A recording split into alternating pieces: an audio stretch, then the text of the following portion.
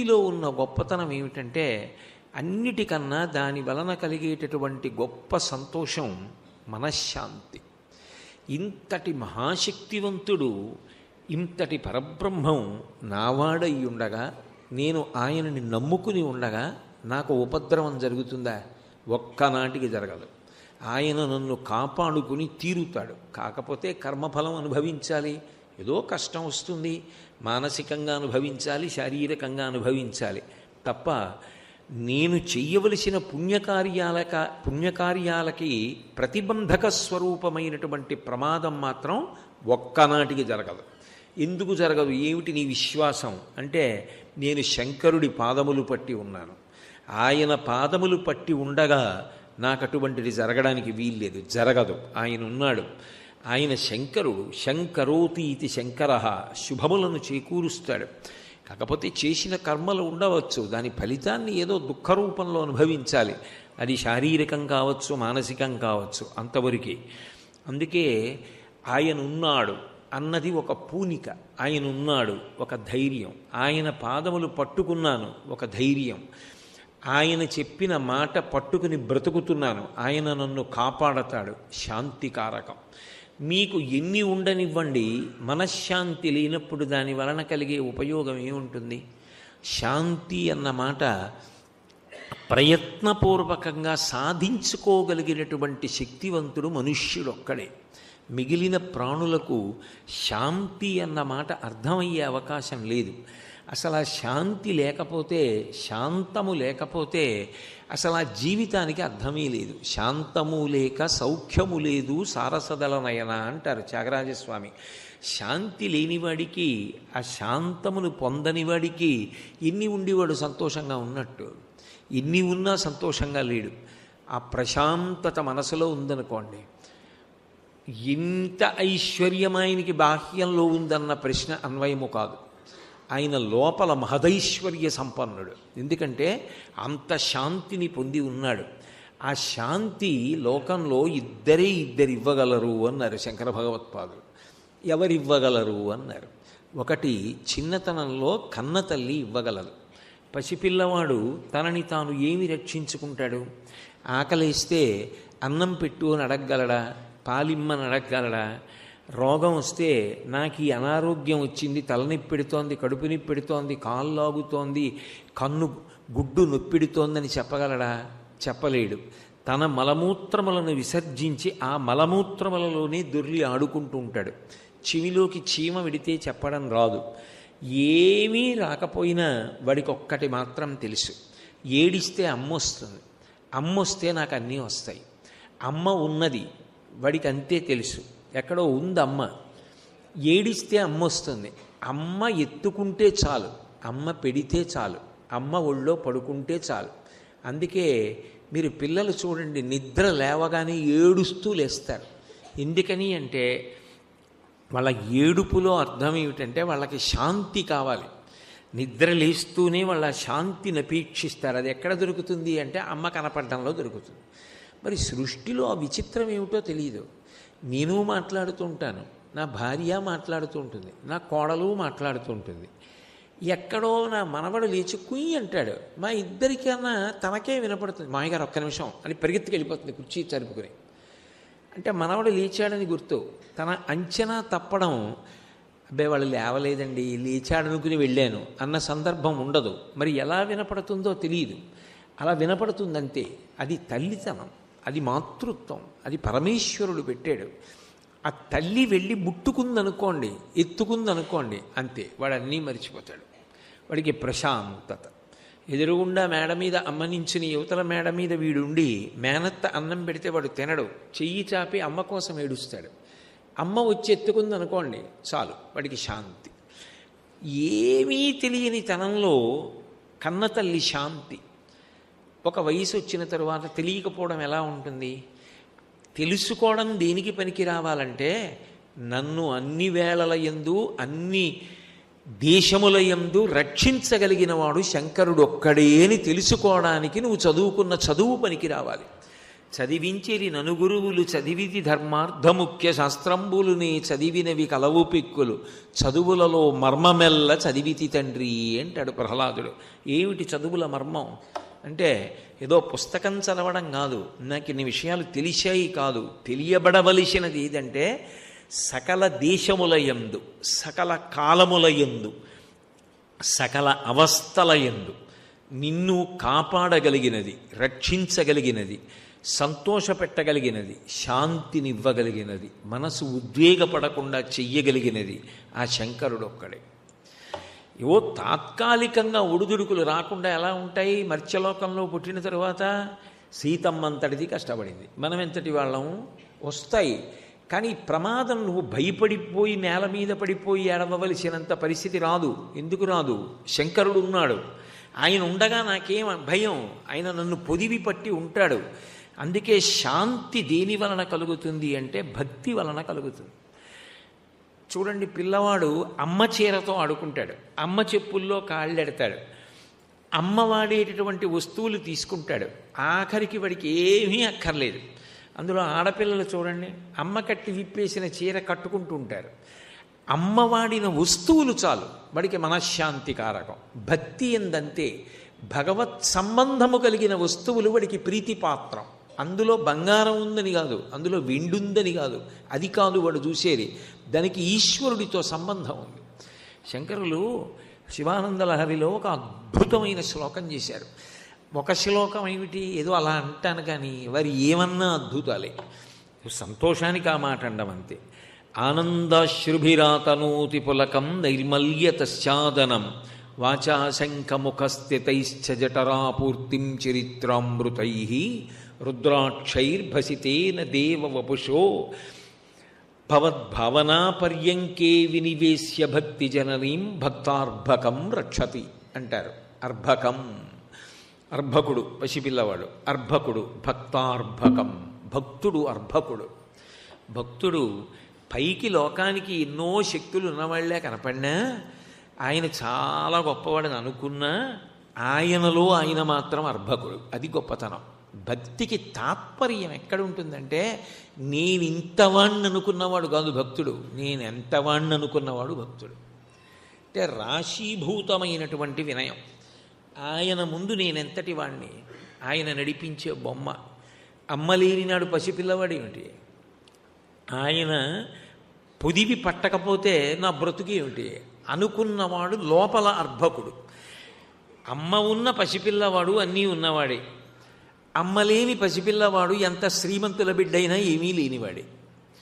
అలాగే ఎన్ని ఉన్నా నేనెంతటి వాణ్ణి, ఆయన చేత రక్షింపబడుతున్నాననుకున్నవాడు ఎప్పుడూ అమ్మున్నవాడే. వాడికి శాంతి తప్పింకే ఉంటుంది. అందుకే భక్తార్భకం రక్షతి, అర్భకుడిగా తనని తాను భావించుకునేటటువంటి భక్తుడున్నాడే వాడు పసిపిల్లాడి వంటివాడు. వాడిని ఎవరు రక్షిస్తూ ఉంటారు? శివభక్తి రక్షిస్తూ ఉంటుంది. శివభక్తి అన్న మాటకు అర్థం ఏమిటంటే ఆయన గురించి తలపు వెడుతూ ఉండడం, ఆలోచనలన్నీ ఆయన చుట్టూ తిరుగుతూ ఉండడం. పూజ గదిలో ఎంతసేపు కూర్చుంటారు? పూజ గదిలో బతికున్నంతకాలం కూర్చోవడం సాధ్యమా? కాదు. మీరు ఏది చెయ్యండి ఆయన జ్ఞాపకానికి వస్తే అది పూజే. నేను కాసేపు పడుకున్నాను అనుకోండి, శివ మీ అనుగ్రహం, బడలిక తీరింది, కాసేపు నిద్రపోయాను. నేను వాహనం ఎక్కి గుంటూరు వచ్చాననుకోండి, శివ మీ అనుగ్రహం, ఏదో 2 గంటలు 3 గంటలు ఆలస్యం అవ్వకుండా వేళ పట్టును వచ్చేసాను. రాగానే మంచి భోజనం దొరికిందనుకోండి, శివ మీ అనుగ్రహం, ఆకలితో ఉన్నానని మంచి భోజనం పెట్టించారు. సాయంకాలం ప్రదోష వేళలో దర్శనం అయిందనుకోండి, శివ మీ అనుగ్రహం. ఎక్కడికొచ్చినా ప్రదోష వేళలో శ్రావణ మాసంలో నన్ను అనుగ్రహించి దర్శనమిచ్చారా? ప్రతి విషయంలో ఆయన మీకు జ్ఞాపకానికి వస్తూ ఉంటే అది భక్తి. ఆనందాశ్రుభిరాతనోతి పులకం నైర్మల్యతశ్చాదనం. అది ఏం చేస్తుంది ఆ భక్తి అంటే ఎప్పుడు ఆనందాన్ని ఉద్బుధం చేస్తూ ఉంటుంది. లేదనుకోండి, ఎప్పుడూ ఏదో లేదని గుర్తొచ్చి ఏడుస్తూ ఉంటాడు, ఎప్పుడూ ఏదో బాధ గుర్తొచ్చి ఏడుస్తూ ఉంటాడు. శివభక్తి తత్పరుడు అనుకోండి, ప్రతి చిన్న విషయంలో శివానుగ్రహం ఎక్కువ కనపడుతూ ఉంటుంది, కష్టం తక్కువ కనపడుతూ ఉంటుంది. అప్పుడు ఏమవుతుందంటే ఆ అనుగ్రహాన్ని స్మరించుకుని సంతోషపడిపోతూ ఉంటాడు. పసిపిల్లలు చూడండి, ఏముందని వాడికి సంతోషం అంటే అమ్మ పక్కనే తిరుగుతోంది, వాడు ఆనందం ఆడుకుంటుంటాడు, ఉంగా అంటూ ఉంటాడు, అటు తిరుగుతుంటాడు, ఇటు తిరుగుతుంటాడు, అమ్మ కొంగట్టుకుంటుంటాడు, ఆడుకుంటూ ఉంటాడు. ఆనందాశ్రుభిరాతనూతి పులకం, పులకాంకురాలు వస్తాయిట. శంకర భగవత్పాదులు ఏదైనా ఓ మాట అంటే చాలా గొప్పగా ఉంటుంది. నిజానికి ఎన్ని ఆభరణాలు మీరు పెట్టుకున్నా దేనికి పెట్టుకుంటారు? ఒంటికి కొత్త అందం రావడానికి పెట్టుకుంటారు. అందుకే దాని పేరు భూషణము.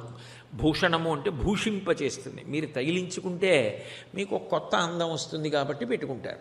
ఏదో కొన్ని హారాలు వేసుకున్నాడు అనుకోండి, అందంగా కనిపిస్తాడు. ఏదో కొన్ని కంకణాలు వేసుకున్నాడు, కేయూరములు పెట్టుకున్నాడు, ఇవన్నీ పెట్టుకుంటే కొంత అందంగా కనపడతాడు. ఎన్ని పెట్టుకుంటారు? ఒక స్థితిలో ఎక్కువైపోయాయి అనుకోండి, ఇదేమిటి అలా ఉన్నాడు ఏమిటి అనిపిస్తుంది.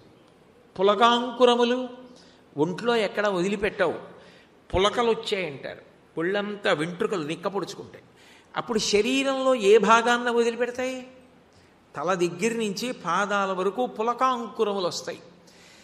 అవి నిజమైన సంతోషం. పైకి పెట్టుకున్న వాటిలో భయం ఉంటుంది. వాడు చూసి ఏ దృష్టి కొడుతున్నాడో, వీడు చూసి ఏ మాట అంటున్నాడో, వాడు అలా చూస్తున్నాడు, రాత్రికి అన్నం వేస్తాడేమో, ఓ బెంగ ఉంటుంది.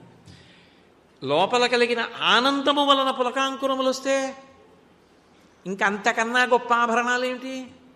అలా నీకు అస్తమానం పులకరింతలు వస్తే దేనికి రావాలి? ఆనందం వలన రావాలి. దేనికి ఆనందం? ఆ శివుణ్ణి తలుచుకొని అబ్బా స్వామి, ఏవి ఈ నదులన్నీ ఇలా ఇసుక తెన్నెలు పైకొచ్చి ఉండేవి, ఇంతంత జలకళ. ఇవాళ నేను వస్తుంటే గోదావరి చూస్తే పొంగిపోయాను. ఆపాతాళ గభీర నీరకు సుధాహారామలఛాయకున్ దీపాలంకృతికిన్ మహేంద్రనగరీ నిశ్రేణికా ఇష్టికిన్ తాపాపాయ విధా విహర్త్రికి మహోధన్వాధృడాలింగన వ్యాపార ప్రతిపన్న సౌఖ్యకును సాష్టాంగంబు గంగమ్మకున్ అంటాడు శ్రీనాథుడు. అంత వడివడిగా ప్రవాహం వెళ్ళిపోతుంటే ఇది నదేమిటి? స్వర్గలోకానికి వేసిన నిచ్చెన. అందులో నమస్కారం చేస్తే, ఓ స్నానం చేస్తే ఓ మెట్టెక్కినట్టు. గోదావరిని ఉపాసన చేసినవాడు, నీళ్లు దాగినవాడు స్వర్గానికి మెట్లెక్కుతున్నాడు అన్నాడు. గోదావరి అయినా అంతే, కృష్ణమ్మైనా అంతే. ఒక్కొక్కటి చూసినప్పుడు నీకు జ్ఞాపకానికి వచ్చి ఆ శివానుగ్రహం గుర్తొచ్చి నీకు ఒంట్లో పులకరింతలు వస్తుంటే, నీకన్నా ఐశ్వర్యవంతుడు లోకంలో ఎవడు?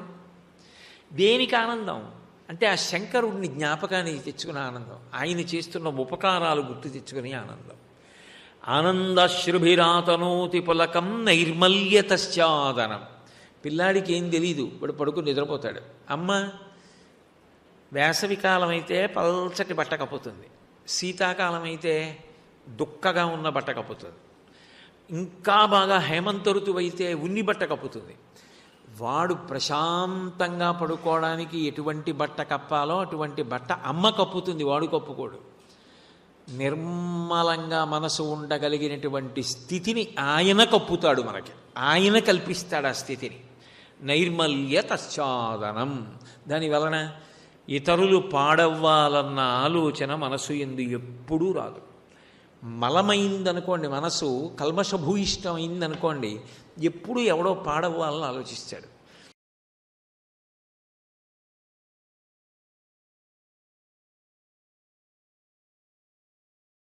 ఎన్ని కోట్ల జన్మలో ఎత్తడానికి కారణం ఏమిటంటే, ఏది స్మరణలో లేదో దాని వలన ఎత్తావు, ఏది స్మరణలో ఉండాలో అది లేదు, ఏది ఉండకూడదో అది ఉంది. అలా ఉన్న కారణం చేత జన్మలెత్తావు. ఇప్పుడు ఏది నీకు జ్ఞాపకం ఉండాలో అది ఉండేటట్టు చెయ్యగలిగినది ఏదో అది భస్మ. నేను విన్న శివకథలు చెవిలోంచి లోపలికి వెళ్ళినవి ఇక్కడ నిలబడిపోతే దాని అంతిమ ప్రయోజనం జననమరణ చక్రం నుంచి విడుదల పొంది సంసార భ్రమణ పరితాపోపశమనం. సంసార పరిభ్రమణం ఆగిపోయి నేను శివుని ఎందుకు కలిసిపోతున్నాను, పశువు పశుపతి ఎందుకు లయమైపోతున్నాడు.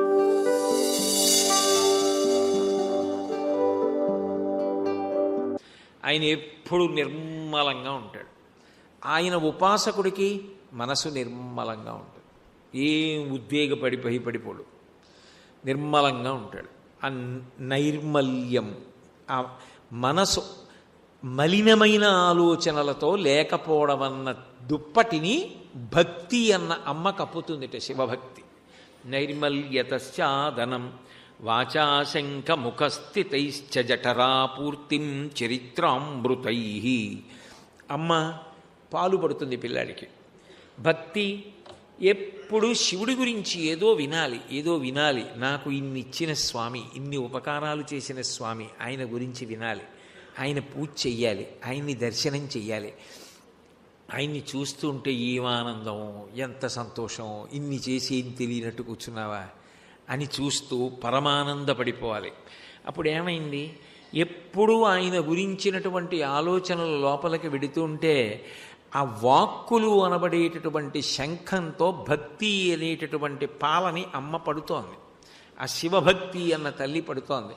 వాచాశంఖముఖస్థితైశ్చ జఠరాపూర్తిం చరిత్రామృతై రుద్రాక్షైర్భసితేన దేవవపుషో. మెడలో రుద్రాక్షలు వేసుకుని ఉంటాడు, విభూతి పెట్టుకుని ఉంటాడు. ఎందుకు? అవేవో అందమిస్తాయనో, లేకపోతే అందుకు కాదు. రుద్రాక్ష ఇది శివ సంబంధం. మా స్వామి ఉన్నట్టే మెడలో, అది కంఠానికి తగులుతూ ఉంటే నా స్వామి నన్ను పొదివి పట్టుకున్నట్టే. లలాటమునందు విభూతి పెట్టుకుంటే దాని పేరే భస్మ. భస్మ అన్న మాటకు అర్థం ఏమిటంటే, ఎన్ని కోట్ల జన్మలో ఎత్తడానికి కారణం ఏమిటంటే, ఏది స్మరణలో లేదో దాని వలన ఎత్తావు, ఏది స్మరణలో ఉండాలో అది లేదు, ఏది ఉండకూడదో అది ఉంది. అలా ఉన్న కారణం చేత జన్మలెత్తావు. ఇప్పుడు ఏది నీకు జ్ఞాపకం ఉండాలో అది ఉండేటట్టు చెయ్యగలిగినది ఏదో అది భస్మ. అందుకని రుద్రాక్షైర్భసితేన దేవవపుషో రక్షాం. అమ్మ ఏం చేస్తుంది, పిల్లాడికి రక్ష పెడుతుంది. రాత్రి పడుకుంటే ఇప్పుడు ఉలిక్కి పడకుండా బొటనవేలుతో విభూతి పెడుతుంది. అమ్మ విభూతి పెట్టి పడుకోబెట్టినట్టే భక్తి అన్న తల్లి, శివభక్తి అన్న తల్లి శివ సంబంధమైనవి అలంకారం చేసుకుని సంతోషపడేటట్టు చేస్తుంది. రుద్రాక్షైర్భసితేన దేవవపుషో రక్షాం భవద్భావనా పర్యంకే వినివేశ్య భక్తి జననీం. అమ్మ ఏం చేస్తుంది, పిల్లాడిని ఊయలలో పెట్టి ఊపుతుంది, ఊపుతూ నిద్రపుచ్చుతుంది. భక్తి అన్న తల్లి ఏం చేస్తుంది, శివభక్తి ఎప్పుడు శివుడి గురించినటువంటి తలపులలో ఊగుతూ ఉంటాడు. ఆ తలపులలో ఊగుతూ జోగుతూ ఆ శివుని యందు నిద్రపోవడమే స్వల్పకాలిక లయం, శివానుగ్రహమే నిద్ర. ఆ నిద్రలోకి వెళ్ళిపోతాడు. అంటే ఇప్పుడు ఏమైంది, చిట్ట చివరికి ఆ పరమేశ్వరానుగ్రహం చేతని ఆయనకి సంబంధించినటువంటి ఆలోచనలలోనే తాను నిద్రలోకి వెళ్ళిపోయాడు, స్వల్పకాలిక లయంలోకి. రుద్రాక్షైర్భసితేన దేవవపుషో రక్షాం భవద్భావనా పర్యంకే వినివేశ్య భక్తి జననీం భక్తార్భకం రక్షతి. తల్లి ఏ విధంగా అయితే పసిబిడ్డని కాపాడుకుందో అలాగే రుద్రాక్షలు, విభూతి ఇటువంటివి శరీరాన్ని, మనసు శివ సంబంధమైనటువంటి స్మరణల వలన పవిత్రమై శివానుగ్రహాన్ని పొందుతోంది. అయితే శివభక్తి యందు ఒక విశేషమైన లక్షణం ఉంటుంది. ఒక స్థాయిలో శివుడు ఏమవుతాడంటే ఏదో ఉపకార స్మరణంగా గుర్తొస్తాడు, నిజంగా మహానుభావుడండి, ఇన్ని చేశాడండి అని. ఒక స్థితిలో భయకారణమవుతాడు. భయం అంటే ఆరోగ్యవంతమైన భయం. అమ్మో ఇలాంటి తప్పు పనులు చేస్తే స్వామికి నా మీద కోపం రాదు అని ఒక ఆరోగ్యవంతమైన భయం అవుతుంది. కానీ ఒక స్థితి దాటారనుకోండి, మీరు దాటితే ఏమవుతుందంటే అప్పుడు ఆ భక్తిలో మీ నిత్య జీవిత గమనాన్నంతటినీ కూడా శివభక్తి శాసిస్తుంది. శాసించి అది నిరంతరం కూడా మీకు ఆదర్శప్రాయమై మీరు అడుగు తీసి అడుగు వెయ్యాలి అని అనుకుంటే మీకు ఆయన జ్ఞాపకానికి వచ్చి నేను ఆయనలా బ్రతకాలి అని అనిపిస్తుంది. ఇప్పుడు ఉపాసన అన్న మాటకు అర్థం ఏమిటి, మీకు ఒకరంటే చాలా ఇష్టం అన్న మాటకు అర్థం ఏంటి, ఆయన ఎలా బ్రతుకుతున్నాడో మీకు తెలియకుండా మీరు అలా బ్రతకడం మీకు అలవాటు అయిపోతుంది.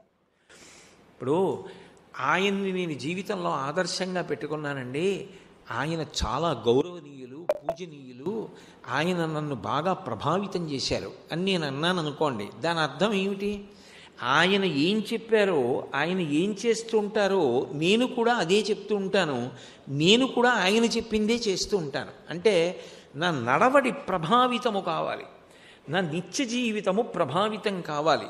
నా నిత్య జీవితం ప్రభావితం కాలేదనుకోండి, అప్పుడు భక్తి అన్న మాట ఒక పరిమితమైనటువంటి స్థితిని పొందింది. అప్పుడు అందులో మీకు ఏదో ఒక ఆరోగ్యవంతమైన భయము, లేదా ఆయన వలన నాకు ఈ ఉపకారం జరగాలి, ఆయన తప్ప నన్ను ఎవడు చూస్తాడు, నా యోగక్షేమములు ఆయన చేతిలో ఉన్నాయనేటటువంటి విశ్వాసం చేతనో మీరు ఆయనని పట్టుకుని ఉన్నారు. అంతకన్నా మీరు ఇంకా బాగా ప్రభావితులయ్యారనుకోండి, శివభక్తి బాగా పండిందంటారు. శివభక్తి పండితే ఏమవుతాడు? శివుడు అవుతాడు. ఒక వ్యక్తిని నమ్ముకుని బ్రతికినవాడు ఏమవుతాడు? ఆయనే అవుతాడు.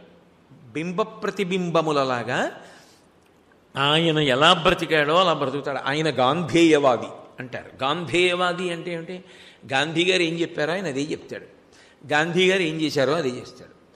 గాంధీ గారు నూలు వస్త్రాలు కట్టుకున్నారు, ఆయన నూలు వస్త్రాలు కట్టుకుంటాడు.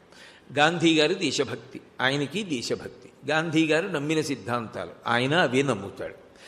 గాంధీ గారు చెప్పింది దేశాభ్యున్నతికి కారణం అని గాంధీ గారు చెప్పుకున్నారు. గాంధీ గారు ఏవి చెప్పారో అంతే, అవే దేశాన్ని వృద్ధిలోకి తెస్తాయి అని నమ్మి మళ్ళీ ఈయన కూడా అదే చేస్తాడు. అంటే ఆయన వలన ప్రభావితుడైన వాడు ఆయన ఎలా ఉంటాడో అలా ఉంటాడు. అంటే నిత్య జీవితం మీద భక్తి ప్రభావితం చేస్తుంది ఒక స్థితిలో. అది శివుడైపోతున్నాడనడానికి గుర్తు. ఆ స్థాయి పొందలేదనుకోండి, ఎప్పటికీ మీరు భగవత్ కథకి శ్రోతగానే ఉండిపోతారు. వినడం వరకే పరిమితం అయిపోతుంది కాదు.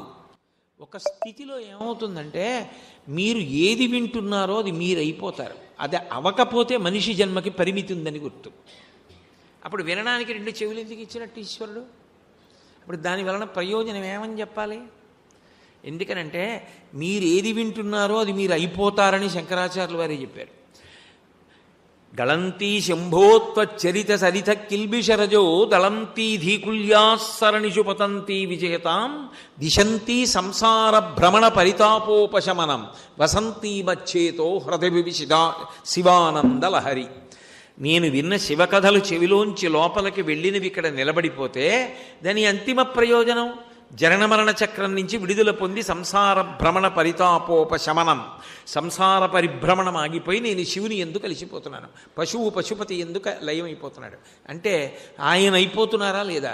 ఆయన అవ్వకపోతే దానికి అర్థం లేదా? భక్తికి ఎప్పటికీ అర్థం లేదు. భక్తి ఎప్పటికీ రెండుగానే ఉంచిందనుకోండి, నేను భక్తుడు ఆయన పరమేశ్వరుడు అనే ఉండిపోతే అది భక్తి పండినదనడానికి సాధ్యం కాదు. ఎందుకనంటే ఇక విడదీయడానికి వీలు లేని రీతిలో భగవంతుని యందు మీరు ఐక్యం అవ్వాలి.